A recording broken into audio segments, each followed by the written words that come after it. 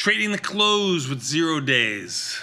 So when it comes to options, everything accelerates as expiration approaches. And the wonderful thing, or the scary thing about 0DTs, is that everything accelerates as expirations approach. This has made the 0DT option market in sufficiently liquid underlyings the place to be for traders looking for fast-paced results. Every day, we have a new post time.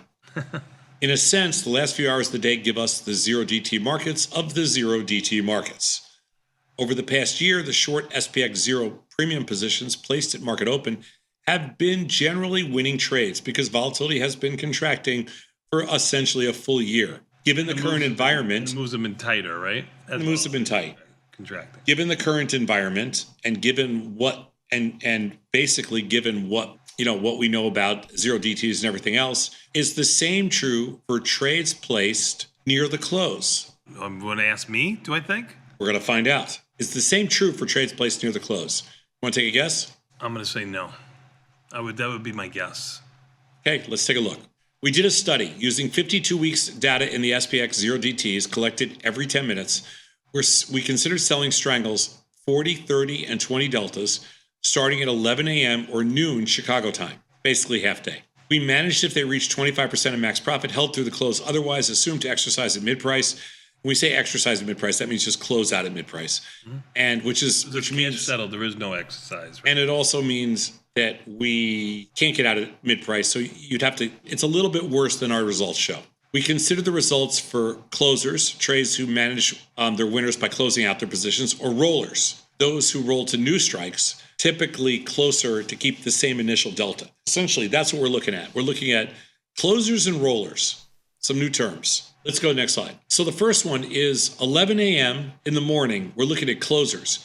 You put the position on, you take it off. The first thing we notice here is that the win percentages are kind of in line with what you think. They're very high. 84%, 89%, 92%. This was a good year for 0DTs from 11 a.m. closing at 25. These are 25% of max profit. Right. Okay, that's what a closer is. 25% of max profit. The P&Ls were positive, and then negative because there's going to be some big losses in there. That's what drags this thing down. Even though you have a 92% win rate, your average P&L was a loser because you had some big losses. You don't collect enough probably at the 20 delta. Yeah. That's why the C-bar is so high. But generally speaking, this approach gave you a very high win rate. Generally, it gave you a profitable outcome. You took a lot of risk. You made a little bit of money. All in all, you could have done worse. Sure. Could have done worse, right. Nothing here to write home about. It's okay. So this is 11 a.m. rollers. This is when you stayed in the game. Rather than closing out and walking away, you stayed in the game. This one is a no-no because the win percentage dropped, but the daily P&L was negative across the board. So there's no way to do 11 a.m. roller. That's pretty interesting to me. That means if you had the position on, you took the profit, great. But if you had the position on, took the profit, and then rolled it to a new position, it didn't work. I had no idea it was going to be like this. Like I thought it would be a much closer, a little bit more of a tug of war. I did not think it would be skewed this far in the favor of not making the trade. Pretty wild. Yeah, this slide's pretty wild because it didn't make any sense to me either. It's kind of weird.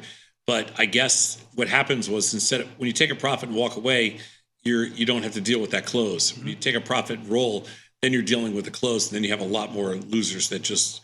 So these are noon closers.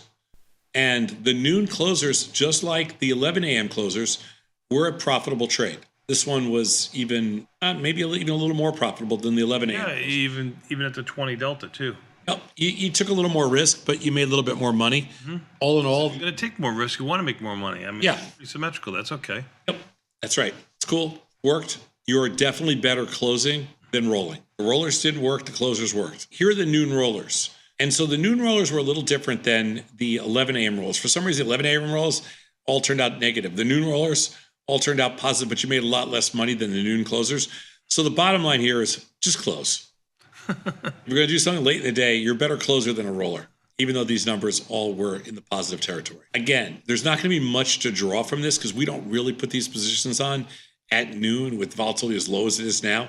So we're going to stay away from this trade. Let's go to the last slide. So late in the day trades can be very temperamental, as seen from the difference in results starting at 11 a.m. and then starting at noon. There was a big difference. Traders who would take profits and close out late in the day performed better than those who chose to keep rolling and keep trading. That's just because you didn't have to deal with that last hour, I guess, or the last half hour. As losers were left unmanaged, the worst days for rollers and closers were about the same.